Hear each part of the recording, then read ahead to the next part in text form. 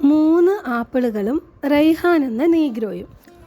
ഒരു രാത്രി ഖലീഫ മന്ത്രി ജാഫറെ അടുത്ത് വിളിച്ചു പറഞ്ഞു, നമുക്ക് പ്രച്ഛന്നവേശരായി നടന്ന് നമ്മുടെ ഉദ്യോഗസ്ഥന്മാരെ കുറിച്ചൊക്കെ അന്വേഷിക്കണം. കുറ്റം ചെയ്യുന്നവരെ പുറന്തള്ളണം. ഖലീഫയും മന്ത്രി ജാഫറും ന്യായാധിപനും കൂടി പുറപ്പെട്ടു. അങ്ങാടി തെരുവുകളിൽ നടന്നിരുന്ന അവർ ഒരു വൃദ്ധനെ കണ്ടുമുട്ടി. അയാളുടെ തലയിൽ ഒരു കുട്ടയും വലയും ഉണ്ടായിരുന്നു, കയ്യിലൊരു വടിയും. അയാളൊരു കവിതയും മൂളിക്കൊണ്ടാണ് നടന്നിരുന്നത്. ഖലീഫ അത് ശ്രദ്ധിച്ചിരുന്നു. മനുഷ്യവംശത്തിൽ വിജ്ഞാനം കൊണ്ട് ശോഭിക്കുന്നവനാണ് നീ, നിലാവ് നിറഞ്ഞ രാത്രി പോലെ എന്നവർ പറയുന്നു. ഞാൻ മറുപടി നൽകുന്നു, എന്നെ അങ്ങനെ വിളിക്കരുത്. കാരണം വിജ്ഞാനമില്ല, അധികാരമില്ലാതെ അവർ എന്നെയും എൻ്റെ വിജ്ഞാനത്തെയും പണയം വെച്ച് നോക്കട്ടെ. എൻ്റെ മഷിയും താളുമെല്ലാം അതിന് ലോകാന്ത്യം വരേക്കും ഒരു നേരത്തെ ആഹാരം പോലും ആരും പകരം തരികയില്ല. ദരിദ്രൻ്റെ അവസ്ഥ ദുരിതപൂർണമാണ് ജീവിതാന്ത്യം വരെയും. ഗ്രീഷ്മത്തിൽ അവന് ആഹാരം സമ്പാദിക്കാൻ കഴിവില്ല. ശിശിരത്തിൽ അവൻ ഒഴിഞ്ഞ അടുപ്പിനരികെ തീ കായുന്നു. പോകുന്നിടത്തെല്ലാം നായ്ക്കൾ അവനെ പിന്തുടരുന്നു. ആട്ടിയകറ്റാനാകില്ല. താൻ അനീതിക്കിരയായത് ന്യായാധിപ സമക്ഷം തെളിയിച്ചാലും അംഗീകരിക്കപ്പെടുന്നില്ല. അതാണ് ദരിദ്രൻ്റെ ജീവിതം. അവന് ചേർന്ന സ്ഥലം ശ്മശാനം മാത്രമാണ്. കവിത ഖലീഫയെ ചിന്താമൂകനാക്കി. അവൻ്റെ ശോചനീയ അവസ്ഥ ആ പാട്ടിൽ കൂടി മനസ്സിലാക്കിയ ഖലീഫ അവൻ ആരാണെന്ന് അന്വേഷിച്ചു.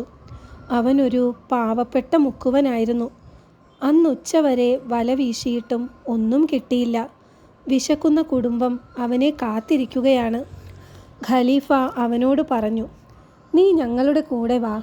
ഒരു പ്രാവശ്യം കൂടി എനിക്ക് വേണ്ടി വല വീശ്. നിനക്ക് ഞാൻ 100 സ്വർണ്ണനാണയം തരാം. മുക്കുവന് സന്തോഷമായി. അവൻ വീണ്ടും പുഴയിൽ പോയി വല വീശി. അപ്പോൾ വലയിൽ കുടുങ്ങിയത് ഒരു കനമുള്ള പെട്ടിയായിരുന്നു. ആ പെട്ടി ഖലീഫയെ ഏൽപ്പിച്ച് അവൻ സ്വർണ്ണനാണയവും വാങ്ങി യാത്ര പറഞ്ഞു. ഖലീഫയും കൂട്ടരും ആ പേടകവുമായി രാജധാനിയിലെത്തി. മെഴുകുതിരി കൊളുത്തി അത് തുറന്നു നോക്കി. തുന്നിക്കെട്ടിയ ഒരു പനയോലയായിരുന്നു അതിൽ. തുന്നലഴിച്ചപ്പോൾ ഉള്ളിൽ വീണ്ടും പരവതാനി കൊണ്ട് ആവരണം. അതും മാറ്റിയപ്പോൾ അവരൊന്ന് ഞെട്ടി. ഉള്ളിൽ വെള്ളി പോലെ തിളങ്ങുന്ന ഒരു സുന്ദരിയുടെ വെട്ടിമുറിച്ച ജഡം. ഖലീഫയ്ക്ക് ഇത് കണ്ട് വളരെ സങ്കടം തോന്നി. വ്യസനം കൊണ്ട് അദ്ദേഹം ക്ഷുഭിതനായി. ഹാ ജാഫർ, ഞാനിരിക്കുമ്പോൾ ഇത്തരം അക്രമങ്ങൾ ഈ നാട്ടിൽ നടക്കുകയോ? ഇവളെ കൊന്നവനെ പിടിച്ചുകൊണ്ട് വന്നില്ലെങ്കിൽ നിന്നെയും നിന്റെ 40 അനുയായികളെയും ഞാൻ കുരിശിൽ തറയ്ക്കും. ജാഫർ വലിയ കുഴപ്പത്തിലായി. ഘാതകനെ എങ്ങനെ കണ്ടുപിടിക്കും? നിരപരാധിയായ ഒരുവനെ തൂക്കിലിടാൻ ഞാൻ ഇഷ്ടപ്പെടുന്നില്ല. അതുകൊണ്ട് ഞാൻ വീട്ടിൽ തന്നെ ഇരുന്ന് കളയാം. ജാഫർ 3 ദിവസം വീട്ടിൽ ദൈവത്തെ പ്രാർത്ഥിച്ച് കഴിച്ചുകൂട്ടി. 4-ാം ദിവസം ഖലീഫ ജാഫറെ ആളയച്ചു വരുത്തി. കൽപ്പിച്ച പോലെ അയാളെ കുരിശിൽ തറയ്ക്കാനുള്ള നടപടികൾ തുടങ്ങിയിരുന്നു. അപ്പോഴേക്കും സുന്ദരനായ ഒരു യുവാവ് അവിടെ ഓടിക്കിതച്ചെത്തി. ഞാനാണ് കുറ്റവാളി, എന്നെ തൂക്കിലിടൂ, അയാൾ പറഞ്ഞു. ഒപ്പം തന്നെ വൃദ്ധനായൊരു ഷെയ്ഖും അവിടെ എത്തി.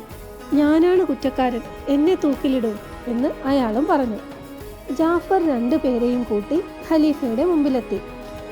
ആരാണ് യഥാർത്ഥ കുറ്റക്കാരനെന്നറിയണം. ചെറുപ്പക്കാരൻ ആ സുന്ദരിയെ കൊന്ന രീതി വിവരിച്ചപ്പോൾ തന്നെ ഖലീഫയ്ക്ക് മനസ്സിലായി അയാളാണ് കുറ്റക്കാരനെന്ന്. അതുകൊണ്ട് അവനോട് ഖലീഫ കാരണമാരാഞ്ഞു. അവൻ പറഞ്ഞു, ആ സുന്ദരി എൻ്റെ ഭാര്യയാണ്. എൻ്റെ അമ്മാവനായ ഈ വൃദ്ധൻ്റെ മകളുമാണ്. എന്നെ രക്ഷിക്കാൻ വേണ്ടി അമ്മാവൻ നുണ പറഞ്ഞതാണ് അദ്ദേഹമാണ് കൊന്നതെന്ന്. എനിക്ക് 3 ആൺകുട്ടികളുണ്ട്. എൻ്റെ ഭാര്യയായിരുന്ന ഇവൾക്ക് അടുത്ത കാലത്തായി വളരെ ഗൗരവകരമായ ഒരു സുഖക്കേട് വന്നു. ഞാൻ അവളെ പ്രസിദ്ധരായ ഭിഷഗ്വരന്മാരെ കാണിച്ച് ചികിത്സിച്ചു. രോഗം ഭേദമായി തുടങ്ങി. അവൾ ഒരു ദിവസം തനിക്ക് ആപ്പിൾ പഴം വേണമെന്നാവശ്യപ്പെട്ടു. ഞാൻ അവളുടെ അഭീഷ്ടം സാധിപ്പിക്കാനായി ആപ്പിൾ അന്വേഷിച്ചു പുറപ്പെട്ടു. ആപ്പിൾ ഉണ്ടാവുന്ന കാലമല്ലാതിരുന്നത് കൊണ്ട് ഒരിടത്തും കിട്ടിയില്ല. 2 ആഴ്ച അലഞ്ഞു നടന്ന് ഒടുവിൽ ആപ്പിൾ സമ്പാദിച്ച് തിരിച്ചെത്തി. 3 പവൻ കൊടുത്താണ് ഞാൻ 3 ആപ്പിൾ വാങ്ങിയത്. തിരിച്ചു വന്നപ്പോൾ അവൾക്ക് കലശലായ പനിയായിരുന്നു. അതുകൊണ്ട് അവൾ ആപ്പിൾ തിന്നില്ല, കിടക്കയ്ക്കരികെ വെച്ചതേയുള്ളൂ. അവൾ രോഗവിമുക്തയായി. ഞാൻ കടയിലേക്ക് പോയി. ഉച്ച സമയത്ത് കരിവീട്ടി പോലുള്ള ഒരടിമ ഒരാപ്പിളുമായി കടയുടെ മുമ്പിലൂടെ പോയി. ഞാൻ അവരോട് ചോദിച്ചു, നിനക്ക് എവിടെ നിന്നാണ് ഈ ആപ്പിൾ കിട്ടിയത്? ഉടൻ അവൻ ഒരു കള്ളച്ചിരി ചിരിച്ച് എന്നോട് പറഞ്ഞു, ഇതെൻ്റെ പ്രിയപ്പെട്ട കാമുകി തന്നതാണ്. അവൾക്ക് സുഖമില്ലായിരുന്നു. അവളുടെ ഭർത്താവ് പാവം. അവൾക്ക് വേണ്ടി ബുദ്ധിമുട്ടി വാങ്ങിക്കൊണ്ട് വന്നതാണ് 3 ആപ്പിൾ. അവൾ അതിലൊന്ന് എനിക്ക് തന്നു. ഈ വാക്കുകൾ കേട്ട് ഞാൻ ഭ്രാന്തനായി. ഉടനെ കടയടച്ച് വീട്ടിൽ ചെന്ന് പരിശോധിച്ചു. ആപ്പിൾ പഴം 2 ഉള്ളൂ. മറ്റേ ആപ്പിളിനെ പറ്റി ഒരു വിവരവുമില്ലെന്ന് അവൾ എന്നോട് പറഞ്ഞു. ഞാൻ ഉടനെ ആ വഞ്ചകിയെ കൊന്ന് കഷ്ണമാക്കി പെട്ടിയിലാക്കി നദിയിലെറിഞ്ഞു. ഇതെല്ലാം കഴിഞ്ഞ് വീട്ടിൽ തിരിച്ചെത്തിയപ്പോൾ എൻ്റെ മൂത്ത മകൻ വിതുമ്പി കരയുന്നത് കണ്ടു. അവൻ ഇതൊന്നും അറിഞ്ഞിരുന്നില്ല. അവൻ പറയാൻ തുടങ്ങി, അച്ഛാ, ഞാൻ എന്ത് ചെയ്യും? അമ്മ അറിഞ്ഞാൽ എന്നെ അടിച്ചു കൊല്ലും. അമ്മയുടെ പ്രിയപ്പെട്ട ആപ്പിളുകളിൽ ഒന്നെടുത്ത് ഞാൻ മറ്റു കുട്ടികളുമായി തെരുവുകളിൽ കളിക്കുകയായിരുന്നു. അപ്പോൾ ഒരു കറുത്ത അടിമ വന്ന് ഈ ആപ്പിൾ എവിടെ നിന്ന് കിട്ടിയെന്ന് ചോദിച്ചു. ഞാൻ എല്ലാം വിവരിച്ചു പറഞ്ഞു. ഉടനെ അവൻ ആപ്പിൾ തട്ടിപ്പറിച്ചുകൊണ്ട് ഓടി. എന്നെ അമ്മ തല്ലും, എന്താ ചെയ്യുക? മകൻ്റെ വാക്കുകൾ കേട്ട് ഞാൻ തരിച്ചു നിന്നുപോയി. എന്തൊരു ദുർവിധി! ഞാൻ എൻ്റെ വിശ്വസ്ത ഭാര്യയെ കൊന്ന മഹാപാപിയാണ്. അമ്മാവനെ വിളിച്ച് ഞാൻ നടന്നതെല്ലാം പറഞ്ഞു. ചെയ്ത പാപത്തിന് മനം നീറി കഴിയുകയായിരുന്നു ഞാൻ. കണ്ണീരൊഴുക്കുകയായിരുന്നു. ഉടനെ എന്നെ കൊന്ന് ദുഃഖത്തിന് അറുതി വരുത്തണമെന്നാണ് എൻ്റെ അപേക്ഷ. അയാൾ തേങ്ങിക്കരയാൻ തുടങ്ങി. ഖലീഫ കഥ കേട്ട് അത്ഭുത പരതന്ത്രനായി. ആ കറുത്ത അടിമയെ 3 ദിവസത്തിനകം കൊണ്ടുവരണം. അവനാണ് കുറ്റവാളി, അദ്ദേഹം ജാഫറോട് കൽപ്പിച്ചു. ചെറുപ്പക്കാരനെയും വൃദ്ധനെയും വെറുതെ വിട്ടു. പാവം ജാഫർ. അയാൾ ആ കറുത്ത അടിമയെ എവിടെ ചെന്ന് പിടിക്കാനാണ്? അയാൾ വീട്ടിൽ പോയി തലവിധിയോർത്ത് ദുഃഖിച്ചിരുന്നു. 3-ാം ദിവസമായി. ജാഫർ കുടുംബത്തോട് അന്ത്യയാത്ര പറഞ്ഞ് കൊട്ടാരത്തിലേക്ക് പുറപ്പെടുകയായിരുന്നു. ഇളയ മകളെ കെട്ടിപ്പിടിച്ച് യാത്ര പറയുമ്പോൾ അവളുടെ പോക്കറ്റിലുണ്ട് ആപ്പിൾ പഴം കിടക്കുന്നു. ജാഫർ ഞെട്ടി. ഇതെവിടെ നിന്ന് കിട്ടി? റെയ്ഹാൻ എന്ന അടിമയുടെ കയ്യിൽ നിന്ന് 1 പവൻ കൊടുത്ത് വാങ്ങിയതാണെന്ന് അവൾ പറഞ്ഞു. ഹാവൂ, ജാഫർക്ക് ആശ്വാസമായി. ഉടനെ അവൻ റെയ്ഹാനെ വരുത്തി വിവരങ്ങൾ അന്വേഷിച്ചു. അവൻ കുറ്റം സമ്മതിച്ചു. ജാഫർ ഘാതകനെയും കൂട്ടി ഖലീഫയുടെ മുമ്പിലെത്തി. ഖലീഫ കഥ കേട്ടു. വിസ്മയിച്ചിരുന്ന ഖലീഫയോട് ജാഫർ പറഞ്ഞു, മന്ത്രി നൂറുദ്ദീൻ്റെയും അയാളുടെ സഹോദരൻ ഷംസുദ്ദീൻ്റെയും കഥ ഇതിലും എത്രയോ ആശ്ചര്യജനകമാണ്. ഉടനെ ഖലീഫയ്ക്ക് ആ കഥ കേൾക്കണമെന്നായി. നൂറുദ്ദീൻ്റെയും ഷംസുദ്ദീൻ്റെയും കഥ. കെയ്റോയിൽ ഒരു സുൽത്താൻ ഉണ്ടായിരുന്നു. നീതിമാനായ അദ്ദേഹത്തിൻ്റെ മന്ത്രി വലിയ ഭരണതന്ത്രജ്ഞനും ബുദ്ധിമാനുമായിരുന്നു. ആ മന്ത്രിക്ക് 2 മക്കളുണ്ടായിരുന്നു, 2 ആൺമക്കൾ. അവരാണ് നൂറുദ്ദീനും ഷംസുദ്ദീനും. ഷംസുദ്ദീനാണ് മൂത്തവൻ. നൂറുദ്ദീൻ ഷംസുദ്ദീനേക്കാൾ സുന്ദരനായിരുന്നു. നൂറുദ്ദീൻ്റെ സൗന്ദര്യ പ്രശസ്തി എല്ലായിടത്തും എത്തിയിരുന്നു. മന്ത്രി മരിച്ചു. സുൽത്താൻ അവരെ 2 പേരെയും അധികാരികളാക്കി. സുൽത്താൻ എവിടെ പോകുമ്പോഴും 2-ൽ-1 കൊണ്ടുപോകുക പതിവാണ്. ഒരു രാത്രി ഷംസുദ്ദീനും നൂറുദ്ദീനും കൂടി സംസാരിച്ച് രസിച്ചിരിക്കുകയായിരുന്നു. ഷംസുദ്ദീന് പിറ്റേ ദിവസം സുൽത്താൻ്റെ കൂടെ പോകേണ്ടിയിരുന്നു. സംസാരത്തിനിടയിൽ 2 പേരും കൂടി നിശ്ചയിച്ചു, നമുക്ക് ഒരേ ദിവസം തന്നെ നമ്മുടെ 2 പേരുടെയും വിവാഹം നടത്തണം. തുടർന്ന് ഷംസുദ്ദീൻ പറഞ്ഞു, എനിക്കൊരു പെൺകുട്ടിയും നിനക്കൊരു ആൺകുട്ടിയും ജനിക്കുന്നു എന്ന് വിചാരിക്കുക. എന്നാൽ നിന്റെ മകനെ കൊണ്ട് എൻ്റെ മകളെ വിവാഹം കഴിപ്പിക്കണം. ശരി, നൂറുദ്ദീൻ സമ്മതിച്ചു. പക്ഷേ സ്ത്രീധനമായി 3000 പവനും കുറേ തോട്ടങ്ങളും കൃഷിസ്ഥലങ്ങളും തരണം എന്നുകൂടി ഷംസുദ്ദീൻ പറഞ്ഞു. അത് നൂറുദ്ദീന് രസിച്ചില്ല.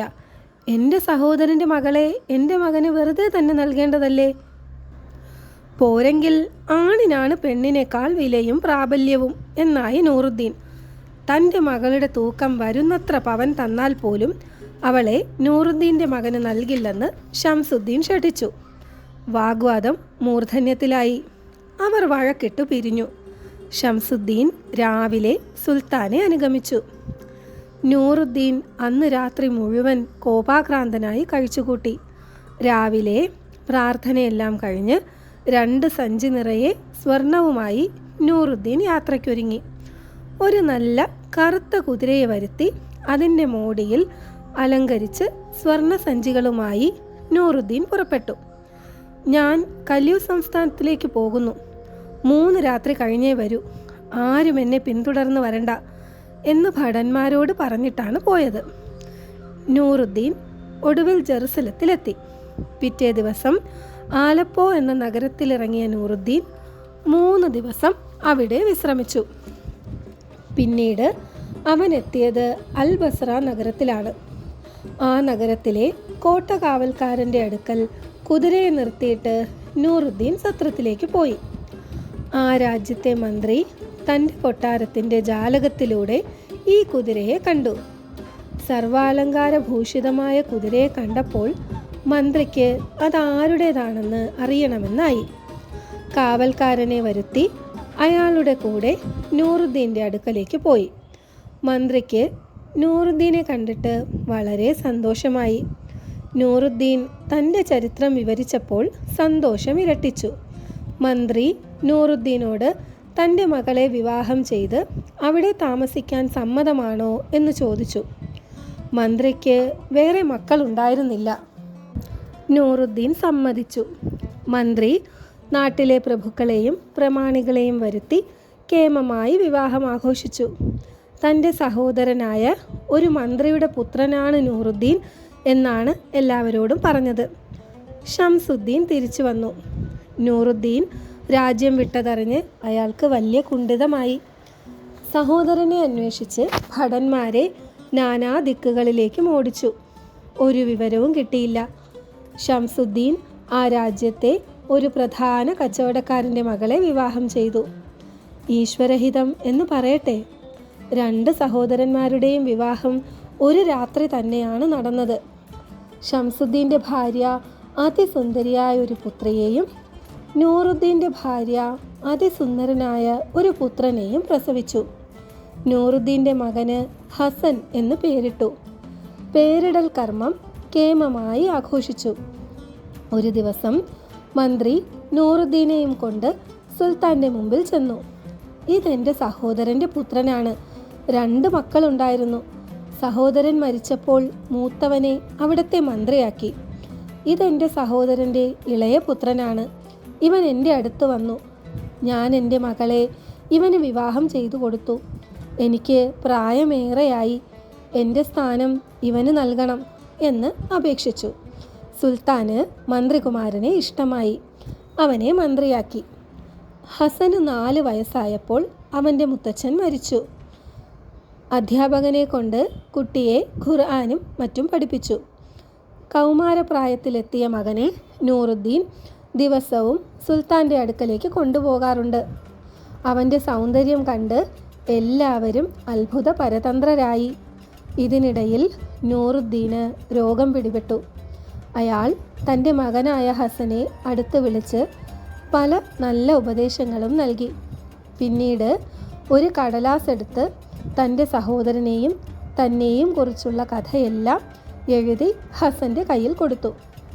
നിനക്ക് എന്തെങ്കിലും വിഷമമുണ്ടായാൽ നീ അമ്മാവനെ പോയി കണ്ട് വിവരങ്ങളെല്ലാം പറഞ്ഞ് ഈ കത്ത് കൊടുത്താൽ മതി എന്ന് ഉപദേശിച്ചു. ഹസൻ കത്ത് മെഴുകു തുണിയിൽ പൊതിഞ്ഞ് തൊപ്പിയിൽ ഒളിപ്പിച്ചു വെച്ചു. നൂറുദ്ദീൻ അന്ത്യനിമിഷം വരെ മകന് പല ഉപദേശങ്ങളും കൊടുത്തുകൊണ്ടിരുന്നു. പിതാവ് തന്നെ വിട്ടുപോയപ്പോൾ ഹസൻ നിരാലംബനായി. നൂറുദ്ദീൻ മരിച്ചിട്ട് 2 മാസമായിട്ടും ഹസൻ ദുഃഖം കൊണ്ട് പുറത്തിറങ്ങുകയോ സുൽത്താനെ കാണുകയോ ചെയ്തില്ല. അതുകൊണ്ട് രാജാവ് ഒരു പുതിയ മന്ത്രിയെ അവരോധിച്ചു. നൂറുദ്ദീൻ്റെ സ്വത്ത് കണ്ടുകെട്ടാനും ഹസനെ കാരാഗൃഹത്തിലാക്കാനും നിശ്ചയിച്ചു. നൂറുദ്ദീൻ്റെ സഹായികളിൽ ഒരാൾ ഹസനോട് വേഗം നാടുവിടാൻ ഉപദേശിച്ചു. ഹസൻ വസ്ത്രം കൊണ്ട് തൻ്റെ തല മൂടി പുറപ്പെട്ടു. അവൻ ശ്മശാന ഭൂമിയിൽ തൻ്റെ അച്ഛൻ്റെ ജഡം സംസ്കരിച്ച സ്ഥലത്തിരുന്നു. അപ്പോൾ അൽസാന്ദ്രായിലെ ഒരു ജൂതൻ അവിടെ എത്തി. അയാൾ ഹസനോട് പറഞ്ഞു, നിന്റെ അച്ഛൻ കപ്പലിൽ അയക്കാനായി കുറേ ചരക്കുകൾ എന്നെ ഏൽപ്പിച്ചിരുന്നു. കപ്പൽ തിരിച്ചു വന്നു. ചരക്ക് വിറ്റ് കിട്ടിയ പണത്തിന് നീയാണ് അവകാശി എന്ന് പറഞ്ഞ് 1000 സ്വർണ്ണ നാണയങ്ങൾ ആ ജൂതന് എഴുതി കൊടുത്തു. ഹസൻ പിന്നീട് അവിടെ തന്നെ കിടന്നുറങ്ങി. അവൻ്റെ മുഖം ശവകുടീരത്തിൽ പതിച്ച നിലാവെളിച്ചത്തിൽ പ്രകാശിച്ചു. ഈ ശ്മശാനത്തിൽ ദൈവവിശ്വാസിയായ ഒരു യക്ഷി താമസിച്ചിരുന്നു. അവൾ ഹസൻ്റെ മുഖം കണ്ട് വളരെ ആകൃഷ്ടയായി. ഇത്രയും ചൈതന്യമുള്ള മുഖം അവൾ ഇതുവരെ കണ്ടിരുന്നില്ല. പതിവ് പോലെ യക്ഷി രാത്രി സഞ്ചാരത്തിന് പുറപ്പെട്ടു. അവളുടെ സഞ്ചാരത്തിനിടയിൽ ഒരു ഭൂതത്തെ കണ്ടുമുട്ടി. യക്ഷി ഭൂതത്തെ ശ്മശാനത്തിൽ കൊണ്ടുവന്ന് ഹസനെ കാണിച്ചു കൊടുത്തു. നീ പറയുന്നത് ശരിയാണ്. ഇത്രയും ആകർഷകമായൊരു മുഖം ഞാനിതുവരെ കണ്ടിട്ടില്ല. സ്ത്രീ സൗന്ദര്യത്തിൽ ഇവൻ ഇണങ്ങുന്ന ഒരു പെൺകുട്ടിയെ ഞാൻ കണ്ടിട്ടുണ്ട്. ഒരു മന്ത്രികുമാരിയാണവൾ. അവളുടെ സൗന്ദര്യത്തെക്കുറിച്ച് അറിഞ്ഞപ്പോൾ ആ രാജ്യത്തിലെ സുൽത്താന് അവളെ വിവാഹം ചെയ്യണമെന്നായി.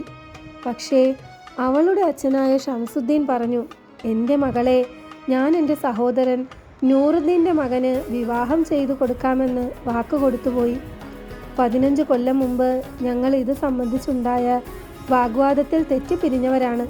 പിന്നീട് ഞാൻ അവൻ്റെ കഥ അന്വേഷിച്ചറിഞ്ഞു. എൻ്റെ മകൾക്ക് അനുരൂപനായൊരു മകൻ അവനുണ്ട്. അതുകൊണ്ട് ഈ വിവാഹം നടത്താൻ പറ്റില്ല. ഷംസുദ്ദീൻ്റെ വാക്കുകൾ കേട്ട് സുൽത്താൻ ക്ഷുഭിതനായി. എടാ, എന്നെ അപമാനിച്ച നിന്നെ ഞാൻ വെറുതെ വിടില്ല.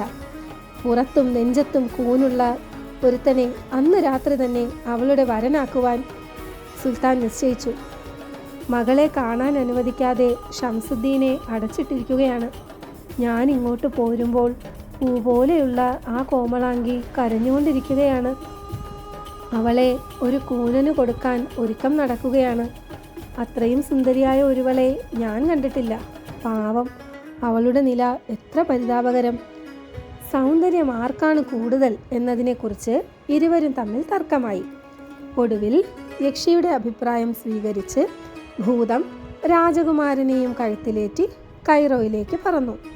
ഹസനെ രാജകുമാരിയുടെ അടുത്ത് കൊണ്ടുപോയി. സൗന്ദര്യം ആർക്കാണ് കൂടുതലെന്ന് നിശ്ചയിക്കാൻ യക്ഷി അവരെ പിന്തുടർന്നു. കൈറോയിലെത്തിയ ഹസനെ ഭൂതം തട്ടിയുണർത്തി. പരിഭ്രമിച്ച് നിൽക്കുന്ന അവനോട് ഭൂതം പറഞ്ഞു, നീ ഒന്നുകൊണ്ട് പേടിക്കണ്ട.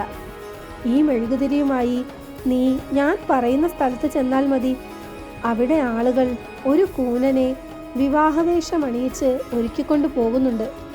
നീ ആ കൂനൻ്റെ വലതുവശത്ത് പോയി നിൽക്കണം. അവർ വധുവിൻ്റെ അടുക്കലേക്ക് പോകുകയാണ്.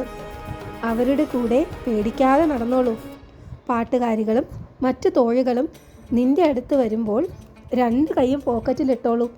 അപ്പോൾ നിറച്ച സ്വർണ്ണ നാണയം നിന്റെ കയ്യിൽ കിട്ടും. വാരി അവർ കിട്ടുകൊടുത്തേക്കണം. പക്ഷേ ഒന്ന് ഓർമ്മിക്കണം, ഇത് ദൈവശക്തി കൊണ്ട് മാത്രമാണെന്ന്. ഒരിക്കലും അത് മറക്കരുത്. ഭൂതത്തിൻ്റെ ദയയും സ്നേഹവും ഹസനെ വികാരാധീനനാക്കി. അവൻ ഭൂതത്തിൻ്റെ വാക്കുകൾ അനുസരിച്ചു. വധൂഗൃഹത്തിലേക്കുള്ള യാത്രയിൽ ആളുകൾക്കിടയിൽ ഹസൻ്റെ മുഖം തിളങ്ങി. അവൻ്റെ സൗന്ദര്യം കണ്ട് എല്ലാവരും മതിമറന്നു നിന്നു. പാട്ടുകാരികൾക്കും തോഴിമാർക്കും അവൻ സ്വർണ്ണ നാണയങ്ങൾ ഇടയ്ക്കിടയ്ക്ക് വാരി കൊടുത്തുകൊണ്ടിരുന്നു. ഹസൻ സ്ത്രീ പുരുഷ ഭേദമന്യേ എല്ലാവരെയും ആകർഷിച്ചു. ഒരാളും കൂനനെ വകവച്ചില്ല. ഈ സംഘത്തിൻ്റെ നടുവിലേക്ക് പാട്ടുകാരികൾ വധുവിനെ ആനയിച്ചു. അവളുടെ ദേഹത്ത് സുഗന്ധ തൈലങ്ങൾ പൂശിയിരുന്നു. കഴുത്തിലും കൈകളിലും നിറയെ സ്വർണ്ണാഭരണങ്ങൾ ധരിപ്പിച്ചിരുന്നു. അവളുടെ വസ്ത്രം പുരാതന ചക്രവർത്തിമാരുടെ വസ്ത്രം പോലെ ശോഭിച്ചിരുന്നു. അവൾ ഒരു ഹൂറിയെ പോലിരുന്നു. അവളെ അനുഗമിച്ചിരുന്ന സ്ത്രീകൾ നക്ഷത്രങ്ങളെപ്പോലെയും നടുവിൽ നിന്നിരുന്ന അവൾ കാർമേഘാവൃതമല്ലാത്ത മുഴുതിങ്കളിനെ പോലെയും ശോഭിച്ചു. പക്ഷേ അവളെ കണ്ട് കൂനൻ ചാടി എഴുന്നേറ്റു അവളുടെ കൈ പിടിച്ച് ചുംബിക്കാൻ. അവൾ അവനെ വകവയ്ക്കാതെ ഹസൻ്റെ അടുത്ത് ചെന്ന് നിന്നു.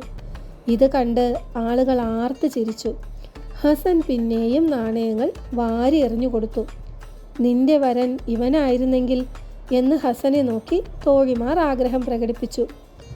ഒരു കുരങ്ങനെ പോലെ എല്ലാവരാലും അവഗണിക്കപ്പെട്ട് കൂനൻ വരൻ അവിടെ ഇരുന്നു. അവസാനം സംഘക്കാരെല്ലാം പിരിഞ്ഞു. കൂനനും ഹസനും മാത്രം ശേഷിച്ചു. പാട്ടുകാരികളും തോഴിമാരും വധുവിനെ അകത്തേക്ക് കൊണ്ടുപോയി. വരൻ വധുവിൻ്റെ മുറിയിലേക്ക് ആനയിക്കപ്പെടുന്നതിന് മുൻപ് ചമയിച്ചൊരുക്കാൻ കൂനൻ ഹസൻ്റെ അടുത്ത് വന്ന് ചോദിച്ചു, അങ്ങയുടെ സാന്നിധ്യം ഞങ്ങളെ വളരെ സന്തോഷിപ്പിച്ചു.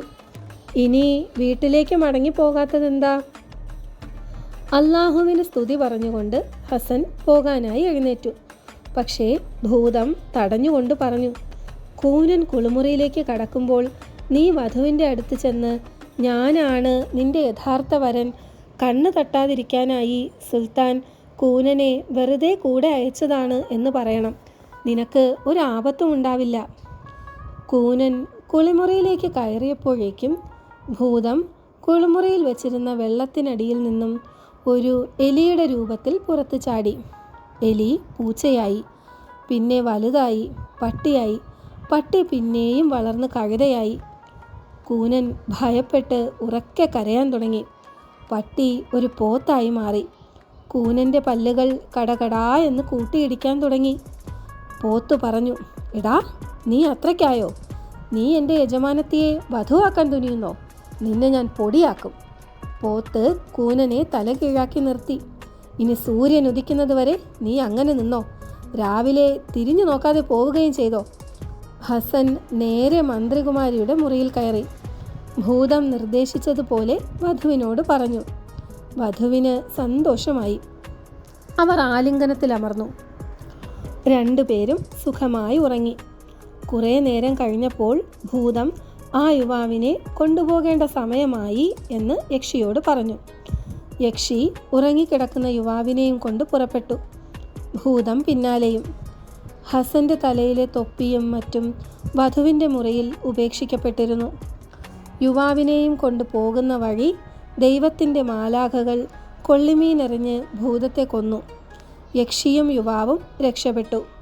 കവികളും കലാകാരന്മാരും ഗംഭീരമായി വർണ്ണിച്ചിട്ടുള്ള ഡമാസ്കസ് നഗരത്തിൻ്റെ വാതിൽക്കൽ യുവാവിനെ കിടത്തിക്കൊണ്ട് യക്ഷി അപ്രത്യക്ഷയായി. രാവിലെ എഴുന്നേറ്റ ഹസൻ തന്നെ അത്ഭുതത്തോടെ വീക്ഷിച്ചുകൊണ്ട് ചുറ്റും നിൽക്കുന്ന ആളുകളെയാണ് കണ്ടത്.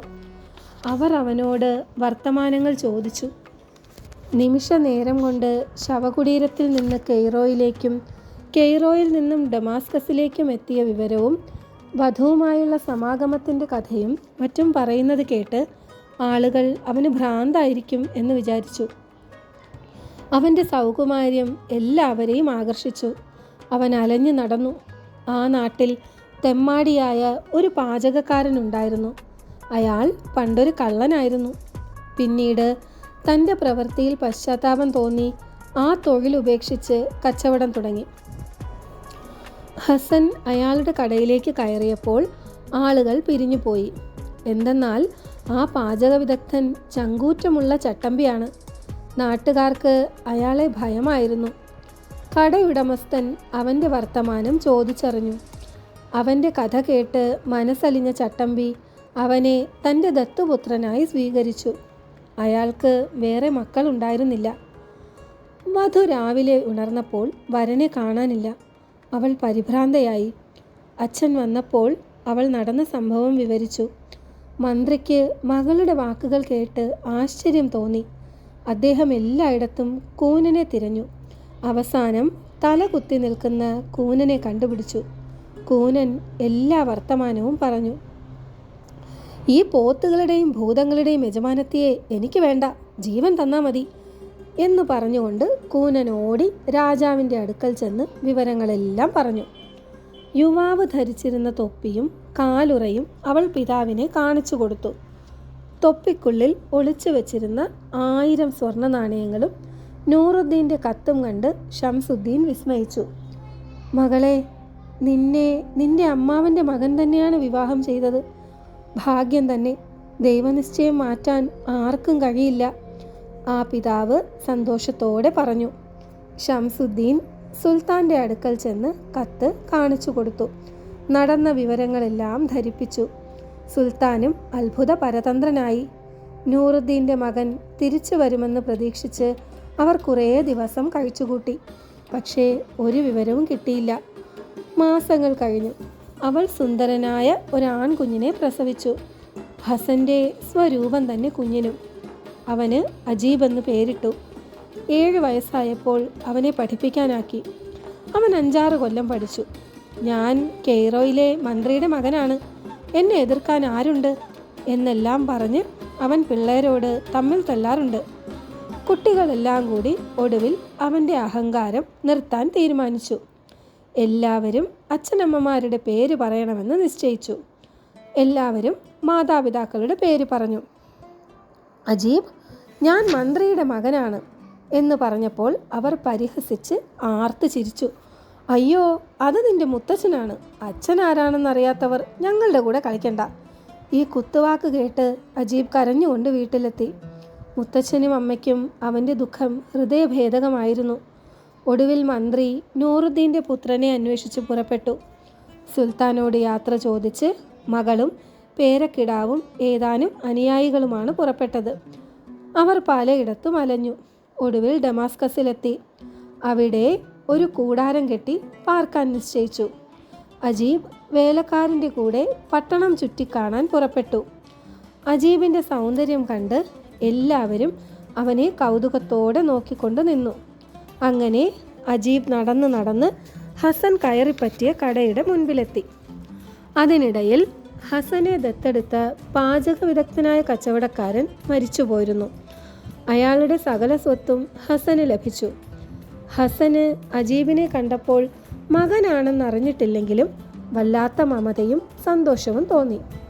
അജീബിനും അതേ അനുഭവം ഉണ്ടായി. ഹസൻ അവനെ ഭക്ഷണം കഴിക്കാൻ ക്ഷണിച്ചു. ക്ഷണം സ്വീകരിക്കണമെന്ന് തോന്നി. പക്ഷേ മന്ത്രികുമാരൻ കണ്ടിടത്തു നിന്ന് ഭക്ഷണം കഴിക്കുന്നത് ശരിയല്ലെന്ന് വേലക്കാരൻ വിലക്കി. ഹസൻ വേലക്കാരനെ കുറേ പുകഴ്ത്തി ഒരുവിധം സമ്മതിപ്പിച്ചു. പ്രത്യേകം തയ്യാറാക്കിയ ധാന്യങ്ങളും പഴങ്ങളും പഞ്ചസാരയും കൊണ്ട് ഒരു പലഹാരം അജീബിൻ്റെ മുമ്പിൽ വെച്ചു. അത് വളരെ സ്വാദുള്ളതായിരുന്നു. 3 പേരും കൂടി അത് കഴിച്ചു. രക്തബന്ധം എന്നത് വലുതാണല്ലോ. കുട്ടി കടയിൽ നിന്നിറങ്ങിയപ്പോൾ ഹസന് അവനെ വീണ്ടും കാണണമെന്നായി. അയാൾ പീടിക പൂട്ടി കുട്ടിയെ പിന്തുടർന്നു. അജീബിന് ഹസൻ പിന്തുടരുന്നത് കണ്ട് ആശങ്കയുണ്ടായി. അയാൾ കള്ളനായിരിക്കുമോ? അവൻ വലിയ കല്ലെടുത്ത് ഹസൻ്റെ നെറ്റിയിലെറിഞ്ഞു. ഹസൻ ബോധം കെട്ട് വീണു. കുറേ കഴിഞ്ഞാണ് ഉണർന്നത്. ഹസൻ മുറിവ് വെച്ച് കെട്ടി തൻ്റെ പീടികയിലേക്ക് തന്നെ തിരിച്ചുപോയി. ഡമാസ്കസിൽ നിന്നും പോയ മന്ത്രിയും സംഘവും പിന്നീട് പല സ്ഥലങ്ങളിലും അജീബിൻ്റെ അച്ഛനെ തിരഞ്ഞു. അവസാനം അൽ ബഡാറയിലെത്തി. അൽ ബഡാറയിലെ സുൽത്താൻ കെയ്റോവിലെ മന്ത്രിയെ ആദരപൂർവ്വം സ്വീകരിച്ചു. മന്ത്രിയുടെ ആഗമന കാരണം തിരക്കി എറിഞ്ഞ സുൽത്താൻ നൂറുദ്ദീൻ തൻ്റെ മന്ത്രിയായിരുന്നെന്നും 12 കൊല്ലം മുമ്പ് മരിച്ചുപോയെന്നും അദ്ദേഹത്തിൻ്റെ ഭാര്യ തങ്ങളുടെ കൂടെയുണ്ടെന്നും മകൻ നഷ്ടപ്പെട്ടുവെന്നും പറഞ്ഞു. നൂറുദ്ദീൻ്റെ ഭാര്യ തൻ്റെ മകൻ മരിച്ചുപോയെന്ന് വിചാരിച്ച് വ്യസനിച്ചിരിക്കുകയായിരുന്നു. ഷംസുദ്ദീനെ കണ്ട് വിവരങ്ങൾ അറിഞ്ഞപ്പോൾ അവർക്ക് കുറച്ച് സമാധാനമായി. മകൻ എവിടെയെങ്കിലും ജീവിച്ചിരിക്കുന്നുണ്ടാവുമെന്ന് ആശിക്കാനെങ്കിലും വകയുണ്ടല്ലോ. അജീബിനെ കണ്ടപ്പോൾ അവർക്കുണ്ടായ സന്തോഷം അളവറ്റതായിരുന്നു. ഷംസുദ്ദീൻ സുൽത്താൻ്റെ അനുമതിയോടെ തൻ്റെ സഹോദര ഭാര്യയെയും കൂട്ടി നാട്ടിലേക്ക് മടങ്ങി. തിരിച്ചു വരുമ്പോൾ ഡമാസ്കസിലിറങ്ങി. ഒരാഴ്ച ഡമാസ്കസിൽ താമസിച്ച് കൈറോ സുൽത്താന് സമർപ്പിക്കാൻ കൗതുക വസ്തുക്കളും മറ്റും വാങ്ങുവാൻ നിശ്ചയിച്ചു. അജീബ് പഴയ വേലക്കാരനെയും കൂട്ടി ഊരു ചുറ്റാൻ പുറപ്പെട്ടു. ആ കടക്കാരനെ കാണണമെന്ന് കരുതിയാണ് പുറപ്പെട്ടത്. ഹസനെ കണ്ടപ്പോൾ അജീബിൻ്റെ മനസ്സലിഞ്ഞു. നെറ്റിയിലെ മുറിവ് കണ്ടപ്പോൾ അവന് പശ്ചാത്താപം തോന്നി.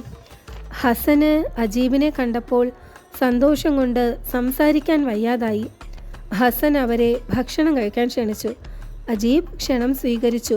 ഒരു കരാറിൽ എപ്പോഴും തൻ്റെ മുഖത്ത് നോക്കാൻ പാടില്ലെന്നും തന്നെ പിന്തുടരരുതെന്നുമായിരുന്നു കരാർ. വയറ് നിറച്ച് ഭക്ഷണം കഴിച്ചു. പനീർ കൊണ്ടുണ്ടാക്കിയ സർബത്തും കഴിച്ച് അജീബ് കൂടാരത്തിലേക്ക് മടങ്ങി. തിരിച്ചെത്തിയ അജീബിനെ അവൻ്റെ പിതാമഹി ഭക്ഷണം കഴിക്കാൻ വിളിച്ചു. വയറ് നിറഞ്ഞിരിക്കുന്നത് കൊണ്ട് മുത്തശ്ശിയുടെ വിഭവങ്ങൾ നന്നായില്ലെന്ന് അവൻ കുറ്റം പറഞ്ഞു. അവർക്ക് ശുണ്ഠി കയറി. എൻ്റെ പാചകത്തിന് ആരും കുറ്റം പറഞ്ഞിട്ടില്ല. ഇതുമാതിരി പാകം ചെയ്യാൻ എൻ്റെ മകൻ ഹസന് മാത്രമേ പറ്റൂ എന്നായി പിതാമഹി. ആര് പറഞ്ഞു? ധാന്യങ്ങളും പഴങ്ങളും ചേർത്ത ഒരു നല്ല പലഹാരം ഞാനിപ്പോൾ കഴിച്ചു വന്നതേ ഉള്ളൂ. അത് ഇതിൻ്റെ അടുത്ത് എങ്ങും എത്തില്ല, അജീബ് പറഞ്ഞു. പേരക്കിടാവ് കണ്ണിൽ കണ്ട പീടികകളിൽ നിന്നും ഭക്ഷണം കഴിച്ചു എന്ന് കേട്ട് പിതാമഹിക്ക് ശുണ്ഠി വന്നു. വേലക്കാരനെ വിളിച്ച് ചോദിച്ചു. അവൻ നിഷേധിച്ചു. വാർത്ത ഷംസുദ്ദീൻ്റെ അടുക്കലെത്തി. ഷംസുദ്ദീൻ വേലക്കാരനെ സത്യം പറയുന്നത് വരെ അടിക്കുവാൻ ആജ്ഞാപിച്ചു. ഒടുവിൽ അവൻ സത്യം പറഞ്ഞു. അത്രയും രുചികരമായ ഭക്ഷണം മുമ്പ് കഴിച്ചിട്ടില്ലെന്നും അവൻ പറഞ്ഞു. അതൊന്ന് പരീക്ഷിക്കണമല്ലോ. പിതാമഹി ഒരു പവനും കൊടുത്ത് അവനെ പീടികയിലേക്ക് അയച്ചു. ഹസൻ പലഹാരം തയ്യാറാക്കി പനിനീരും കസ്തൂരിയും തളിച്ച് ഒന്നുകൂടി സ്വാദിഷ്ടമാക്കിയാണ് കൊടുത്തയച്ചത്. ഹസൻ്റെ അമ്മ അത് രുചിച്ചു നോക്കി. അവരുടെ മുഖം വികസിച്ചു. അതാരാണ് തയ്യാറാക്കിയതെന്ന് അവർക്ക് ഉടനെ മനസ്സിലായി. അവർ ഷംസുദ്ദീനോട് പറഞ്ഞു, എൻ്റെ മകനല്ലാതെ ആർക്കും ഇങ്ങനെ പ്രത്യേക തരത്തിൽ പാചകം ചെയ്യാൻ അറിയില്ല. മന്ത്രിക്ക് വളരെ സന്തോഷമായി. മന്ത്രി 20 പേരെ വിളിച്ച് പീഡികക്കാരനെ ഉപദ്രവിക്കാതെ ബന്ധിച്ചു കൊണ്ടുവരാൻ ആജ്ഞാപിച്ചു. മന്ത്രിയുടെ മുമ്പിലെത്തിയ ഹസൻ ആകെ അമ്പരന്നു പോയി. എന്തിനാണ് ഇങ്ങനെ ദ്രോഹിക്കുന്നത്? ഞാൻ ഒരു കുറ്റവും ചെയ്തില്ലല്ലോ. അതൊന്നും കേൾക്കാത്ത ഭാവത്തിൽ മന്ത്രി ഹസനെ ഒരു പേടകത്തിലടച്ച് ഒട്ടകപ്പുറത്ത് കയറ്റിക്കൊണ്ടുപോയി. ദിവസം ഒരു നേരം ഭക്ഷണം കൊടുക്കും. ബാക്കി സമയം പേടകത്തിൽ അടച്ചിടും.